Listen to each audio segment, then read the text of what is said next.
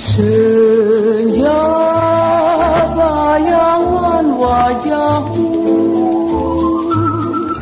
meraju. Assalamualaikum warahmatullahi wabarakatuh. Kembali lagi di channel Udan Wingit dengan saya Arga. Untuk cerita kali ini aku akan melanjutkan cerita yang berjudul Lemah Kuburan part keempat. Langsung saja kita mulai ceritanya.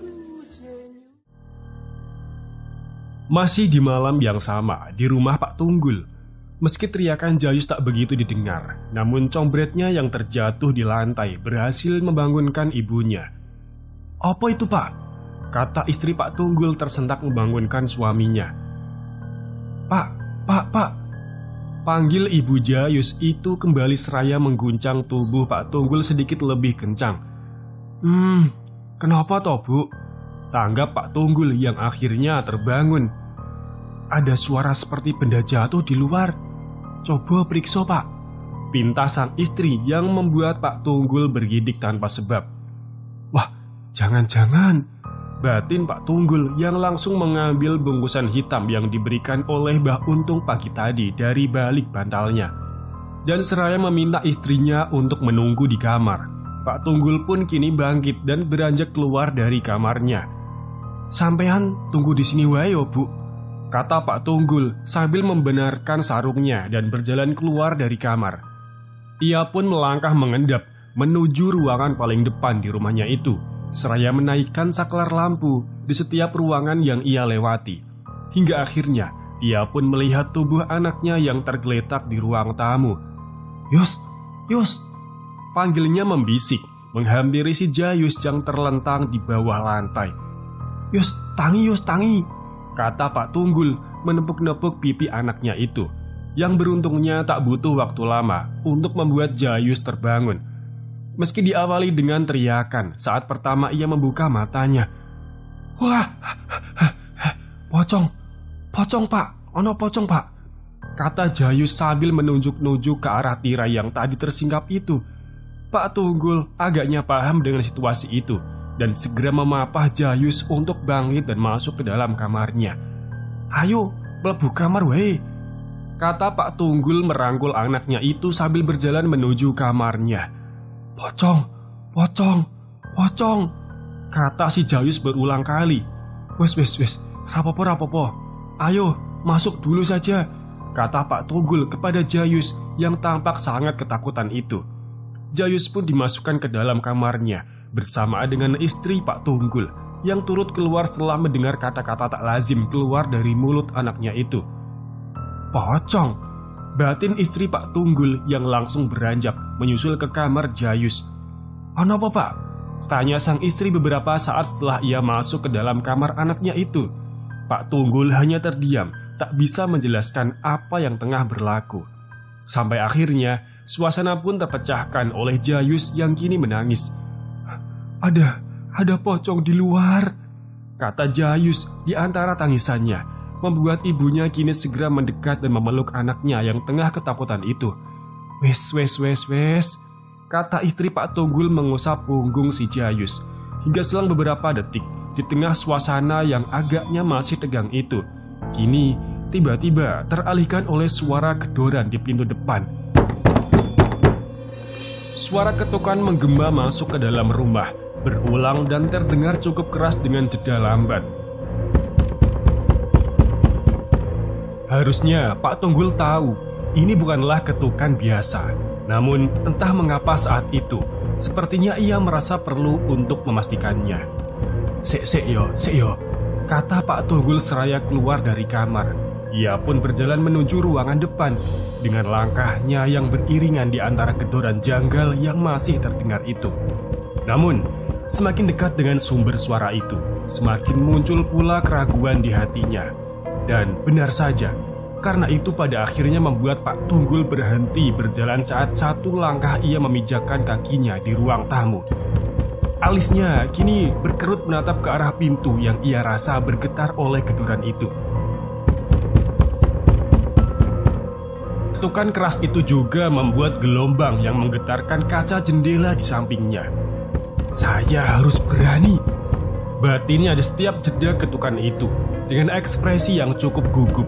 Pak Tunggul mengambil azimat yang ia sembunyikan di selipan antara perut dan kain sarungnya. Ia genggam erat-erat bungkusan kain hitam yang berbentuk kotak itu. Lalu dengan sedikit menata nafasnya, ia pun mulai memberanikan diri. "Sopo kue?" ucap Pak Tunggul yang lantang, namun masih terdengar gugup dan gagap. "Sopo kue?" ucapnya lagi. Beberapa saat setelahnya, beriringan dengan rasa sedikit panas yang perlahan ia sadari di satu tangannya yang menggenggam azimat itu.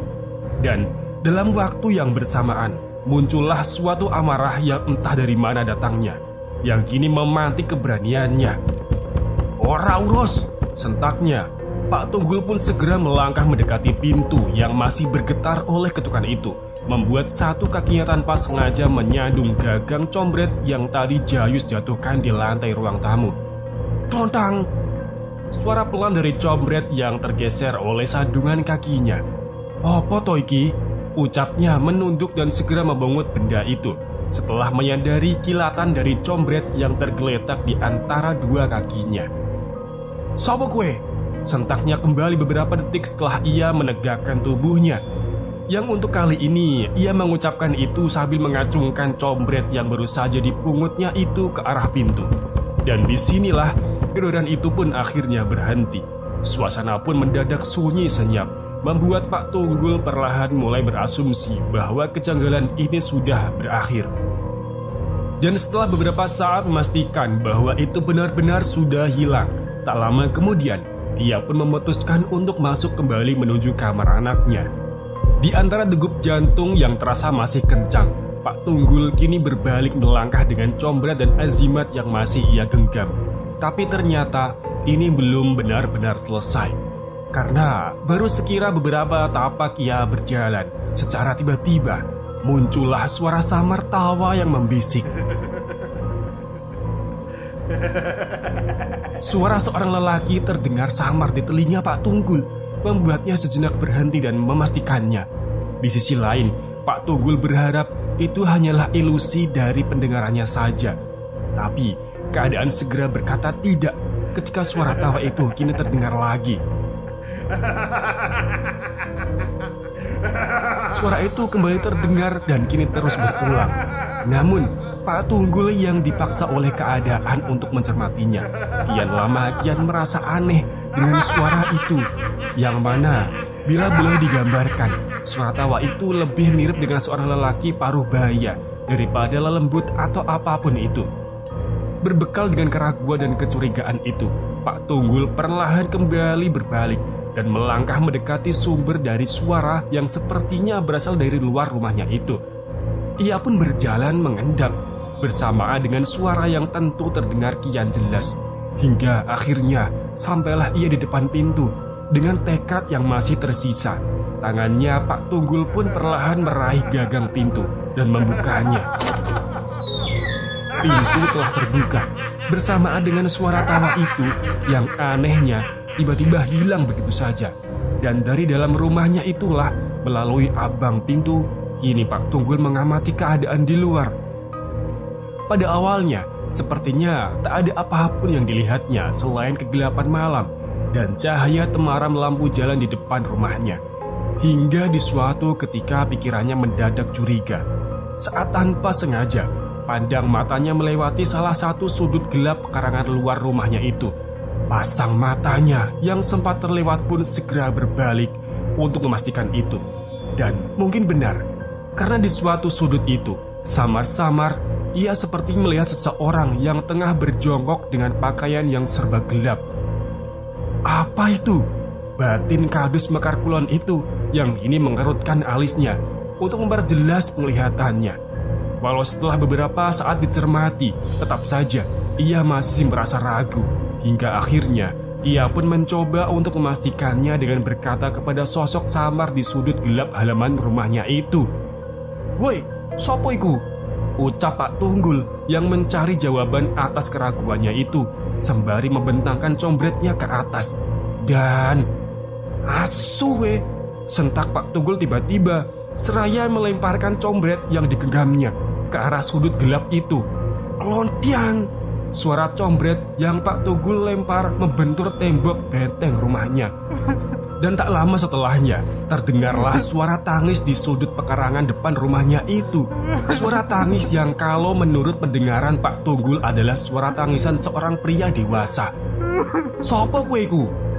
teriak Pak Tunggul untuk kesekian kalinya, yang kini sembari turun dari teras rumahnya dan berjalan menghampiri di sudut gelap itu. "Sopo? Yang nyuruh kamu sopo?" ucap Pak Tunggul lagi sambil berjalan, yang mana sesampainya ia di sudut itu, ia tak melihat apapun selain combretnya yang tadi ia lempar. Kini tergeletak di atas tanah.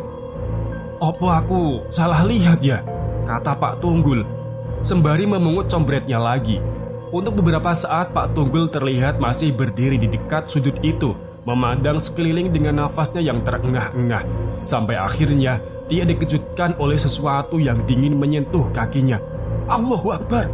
Pak Tunggul terperanjat melompat dan langsung memeriksa ke bawah kakinya, yang tentu tanpa ia sangka sebelumnya. Ia kini dibuat lebih terkejut ketika melihat sesuatu yang baru saja menyentuh kakinya itu. Dan sesuatu itu adalah sebuah kepala yang terpotong, gundul, perinyes, kalau orang Jawa biasa menyebutnya, tergeletak di atas tanah di depan dua kaki Pak Tunggul yang berdiri tegak. Awalnya ia tak menyadari kalau itu adalah sebuah kepala, sampai pada ketika kepala tanpa tubuh itu tiba-tiba mulai mengeluarkan suara dan berbicara. "Jarine kon mampir, nanging mlebu ae kok ra oleh," kata sosok tanpa kepala tanpa tubuh itu. "Ya Allah, ya Allah, ya Allah," teriak Pak Tunggul yang berlari terbirit masuk ke dalam rumahnya. Suara pintu yang dibanting oleh Kadus Mekar Kulon itu yang segera bergegas masuk ke dalam kamar anaknya. "Loh, ono apa Pak? Ono apa Pak?" tanya istrinya yang terkejut oleh kedatangan Pak Tunggul yang panik. "Wes, saiki tidur wae, besok tak ceritakan," ucap Pak Tunggul seraya melompat ke atas ranjang. "Lah, pintune wes mbok kunci toh Pak?" tanya sang istri setelah itu. "Belum ya Bu." "Wah, biarlah, wes, jawab Pak Tunggul yang segera mematik kekesalan istrinya itu.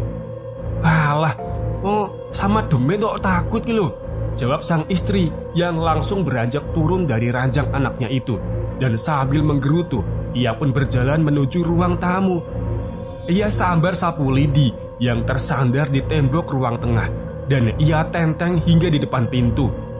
"Di demite, tak pukul dase," ucapnya sambil membuka pintu lebar-lebar dan berjalan keluar, seraya menenteng sapu lidi dan berdiri di lantai terasnya.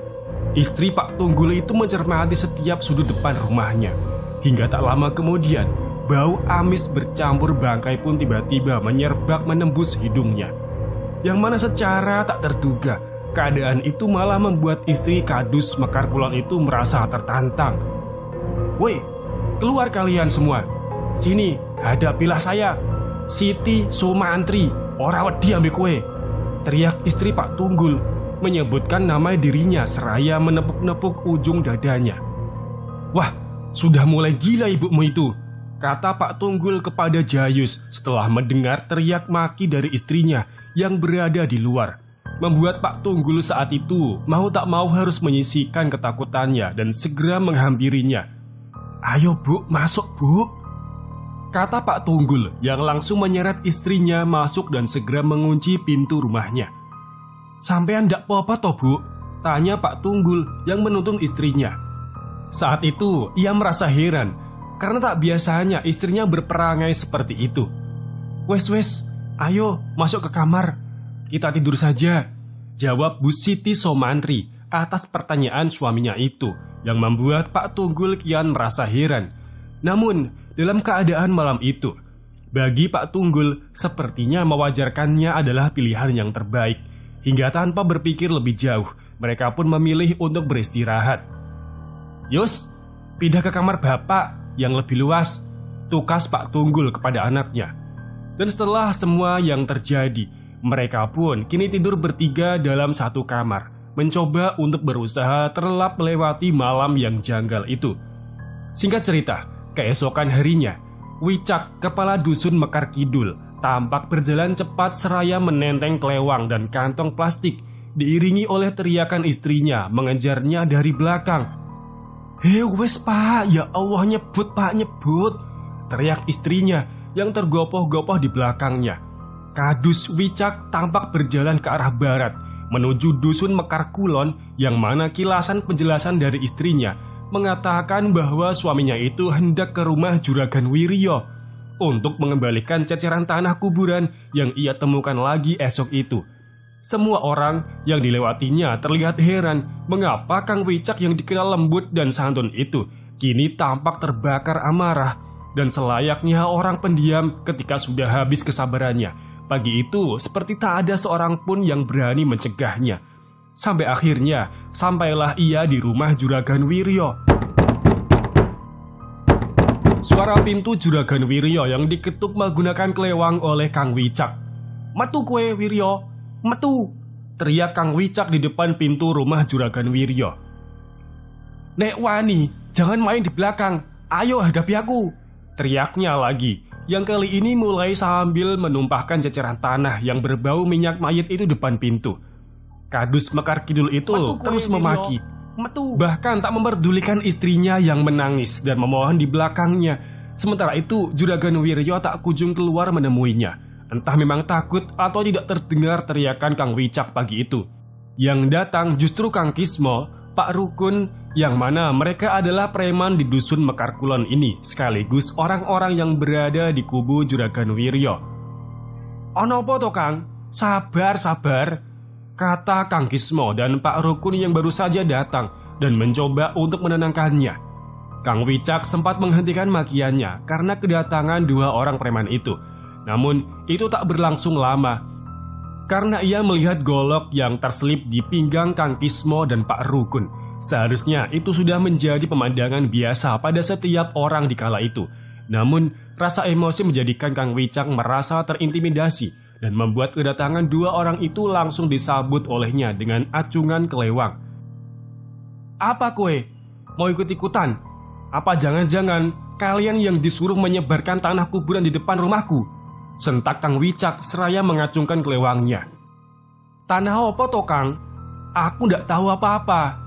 Wes lah, sampean itu yang sabar. Kalau ada masalah kita bicarakan baik-baik," kata Kang Kismo sambil menengadahkan tangannya ke depan seakan menyiratkan ketakutannya terhadap Kang Wicak. Tapi beruntung, semua itu terlerai oleh kedatangan Pak Tunggul bersama Kang Saleh yang segera menepis kelewang dari genggaman Kang Wicak dan langsung memboncengnya pergi dari tempat itu menggunakan sepeda motor. "Ayo, sampean pulang dulu," ucap Kang Saleh yang mendekap tubuh Kang Wicak di atas sepeda motor dan langsung membawanya pulang ke rumahnya. Singkat cerita, sesampainya di rumah Kang Wicak, mereka pun kini duduk bersama, melihat tangan Kang Wicak yang masih gemetar oleh amarahnya. Begitu juga dengan wajah istrinya yang sembab karena tangisannya tadi. Dan tampak pula di situ Bu Siti Sumantri, istri Pak Tunggul, yang tengah menggendong anak Kang Wicak yang masih bayi. "Sampean itu kenapa toh Kang? Kok jadi gegabah seperti ini?" ucap Kang Saleh kepada Kang Wicak saat itu. Yang mana pertanyaan itu langsung disela oleh Bu Siti dengan membuka sedikit tudung yang menyelimuti anak Kang Wicak yang baru berumur 7 bulan itu. Ruam merah lebam kehitam-hitaman terlihat di kaki anak Kang Wicak itu, yang segera membuat Kang Saleh seketika berdiri dan mengerutkan alisnya. Tapi tidak sampai di situ, karena ketika semua tudung yang menyelimuti anak Kang Wicak dibuka, ruam itu ternyata ada di sekujur tubuhnya. "Astagfirullah, kenapa itu?" sentak Kang Saleh membisik. Yang tak lama kemudian, istri Kang Wicak pun mulai bercerita. Kemarin sore, semua masih baik-baik saja, bahkan hingga menjelang petang. Tak ada ruam lebam yang muncul di tubuh anak Kang Wicak itu. Menurut keyakinannya, semua berawal dari tengah malam ketika istri Kang Wicak yang terbangun oleh tangisan anaknya. "Oh, mungkin dia haus," batin istri Kang Wicak yang terbangun di malam itu. Ia pun segera beranjak turun dari tempat tidurnya dan hendak menghampiri si bayi yang memang berada di keranjang tidurnya. Namun baru saja kakinya menapaki lantai, jantung istri Kang Wicak seketika dibuat terhenti oleh suatu pemandangan dari sosok aneh yang tengah berdiri di dekat ranjang tidur anaknya. Perawakannya seperti wanita, bajunya putih kecoklatan dan rambutnya yang panjang terburai. Entah siapa itu, yang jelas istri Kang Wicak kini dibuat mematung terpaku oleh penampakan itu. Allahu Akbar, ucap istri Kang Wicak saat itu dengan merambat gagap. Meski sudah sekuat tenaga ia mencoba berteriak, dengan tangannya yang gemetar ia meraih tubuh suaminya dan sebisa mungkin untuk mengguncangnya. Dan tak butuh waktu lama, Kang Wicak pun terbangun. Dan seperti yang dilihat oleh sang istri, ia kini juga dikagetkan oleh pemandangan aneh itu. Melihat sosok yang tengah mendekati anaknya itu, Kang Wicak pun ikut terpaku dan kini hanya bisa menggenggam tangan istrinya erat-erat. Tapi rasanya tak mungkin kalau ia hanya diam saja menyaksikan itu. Sampai akhirnya suara tangis dari anaknya pun menyadarkannya untuk lebih berani. Lu ngaku jangan ganggu keluargaku, sentak Kang Wicak dengan terbata-bata. Sosok seram itu tak bergeming atau menoleh sedikit pun atas ucapan dari Kang Wicak. Dan justru kini malah mulai mendesis seraya membisik di atas kepala si kecil, seakan tengah memantrai anak Kang Wicak yang sedang menangis di ranjang tidurnya itu.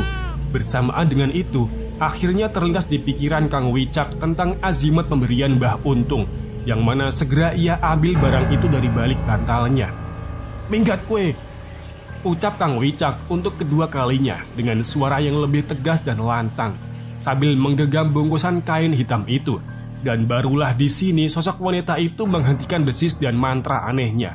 Sosok itu kini mulai menoleh perlahan, menatap Kang Wicak dan istrinya sambil membuka mulutnya. Yang mana segera Kang Wicak lempar sosok wanita itu dengan azimat yang digenggamnya.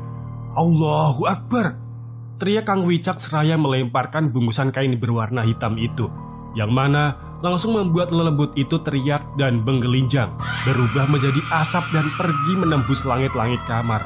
Barulah setelah penampakan itu benar-benar hilang, Kang Wicak sigap menghampiri dan segera menggendong anaknya yang masih menangis itu. Dan disitulah Kang Wicak dan istrinya mulai melihat ruam lebam di sekujur tubuh anaknya itu, yang mana tentu membuat mereka semua menjadi panik dan khawatir. Loh, iki kenapa pak? Kok jadi seperti ini? Kata istrinya yang kini mulai menangis. Wiryo bajingan anjing, ucap Kang Wicak setelah itu, yang langsung menuduh bahwa ini adalah perbuatan dari Juragan Wiryo. Aku kok juga yakin ya kalau ini adalah ulah Juragan Wiryo, kata istri Kang Wicak menutup ceritanya. Ternyata hal itulah yang membuat Kang Wicak sangat marah.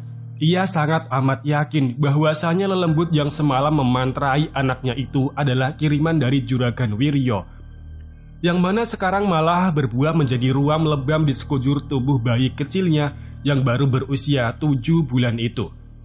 Itu pun ditambah lagi dengan penemuan ceceran tanah beraroma minyak mayat di depan rumahnya tadi pagi, yang tentu kini semakin memperkuat tuduhannya kepada Juragan Wiryo. Pasti karena lelembut semalam itu yang membuat anak saya menjadi seperti ini, tukas Kang Wicak pagi itu, sembari ditenangkan oleh Kang Saleh dan Pak Tunggul. Kalau memang seperti itu kejadiannya, saya maklum Kang. Tapi apa yang sampai lakukan tadi tetap saja tidak bisa dibenarkan. Kalau mau tahu, aku juga masih menemukan ceceran tanah kuburan tadi pagi di depan rumah. Sebenarnya saya marah, tapi setelah saya pikir-pikir kembali, cara halus memang sebaiknya dilawan dengan cara yang halus juga, kata Kang Saleh yang biasanya paling pemarah kini mendadak cukup bijak. Iyo Kang, kita tidak boleh bertindak sembarangan. Aku itu loh, semalam juga melihat gundul pringis di depan rumah. Anakku juga katanya melihat pocong, dan sekarang jadi masuk angin. Terus kalau untuk ceceran tanah kuburan itu, saya juga masih menemukannya tadi pagi, walau tidak sebanyak kemarin, susul Pak Tunggul kepada Kang Wicak yang kini mulai agak tenang. Iya Kang, aku minta maaf. Aku memang tadi sedang emosi karena menganggap kiriman dari Wiryo itu bertujuan untuk membuat anak saya celaka, kata Kang Wicak yang kembali melembut. Tapi semua sudah terlambat. Perseteruan yang secara kasat mata sempat agak redam kini kembali dipantik melalui Kang Wicak, yang mana dengan niscaya masalah ini pasti akan menyeret dan melebar kedua kubu yang sedang berperang secara dingin itu. Dan benar saja, karena beberapa jam setelah itu, beberapa aparat kepolisian mendatangi rumah Kang Wicak atas aduan dari Juragan Wiryo tentang keonaran tadi pagi. Yang di sini Kang Wicak cukup beruntung karena pihak yang berwajib masih memberikan kesempatan agar masalah ini sebisa mungkin dibicarakan terlebih dahulu secara kekeluargaan. Sampai akhirnya di balai desa, Kang Wicak dan Juragan Wiryo pun kini dipertemukan oleh pihak kepolisian dan para tokoh untuk didamaikan. Namun ada yang janggal dalam pertemuan itu, yaitu ketika Lurah Pawiro tampak terburu-buru langsung meminta maaf dan memberi pernyataan secara formal bahwa ini hanyalah perseteruan pilkada semata, semacam gesekan biasa. Tapi ternyata fakta di balik pernyataan itu adalah hasil dari pembicaraan secara empat mata antara Lurah Pawiro dan Juragan Wiryo sebelum pertemuan di balai desa itu. Yang mana Juragan Wiryo memberikan syarat bila ingin permasalahan ini diselesaikan secara kekeluargaan, maka pernyataan itulah yang nanti harus Lurah Pawiro ucap sertakan di forum itu. Entah apa yang melatar belakangi Juragan Wiryo sehingga mengharuskan Lurah Pawiro mengucapkan itu dalam pernyataannya nanti. Tapi yang jelas, saat itu sang lurah seperti merasa dipermainkan oleh si Wiryo yang sedang berlindung di balik kata-kata korban dari amarah Kang Wicak tadi pagi itu. Dalam pembicaraan itu, Juragan Wiryo juga secara cerdik menampik perihal tanah kuburan yang menurut Kang Wicak menjadi pemantik dari masalah ini. Berdalih tuduhan tanpa bukti, ia pun seperti membuat sang lurah menjadi tak banyak berbicara dan pada akhirnya menyepakati itu. Di balai desa, di depan aparat kepolisian, dua kubu itu pun akhirnya bersepakat untuk damai. Kang Wicak dengan muka masamnya terpaksa bersalaman dengan meminta maaf kepada Juragan Wiryo. "Wes toh, kita bersaing secara sehat saja. Toh sesudah pilkades ini selesai, kita kan masih tetap jadi warga Mekarsari. Pokoknya tetap seduluran," ucap Juragan Wiryo di akhir forum itu, yang seketika membuat kubu Lurah Pawiro mengerat giginya karena menahan emosi. Bisa-bisanya kata-kata bijak keluar dari mulut orang yang mereka yakini sebagai sumber dari kekacauan ini. Sekian untuk cerita Lemah Kuburan part keempat ya. Akan aku lanjutkan di part kelima. Terima kasih yang sudah menikmati cerita yang saya bawakan sampai akhir. Semoga terbawa mimpi. Wassalamualaikum warahmatullahi wabarakatuh. Di lembah sungai nan indah, mendenging suara memecah, melengking bunyi seruling, kala sunyi hening, gembala meniup lagu, berteduh di rumpun bambu, irama mengiring bayu, rasa sangat pilu. Terkenang kampung halaman, sawah serta ladang, luar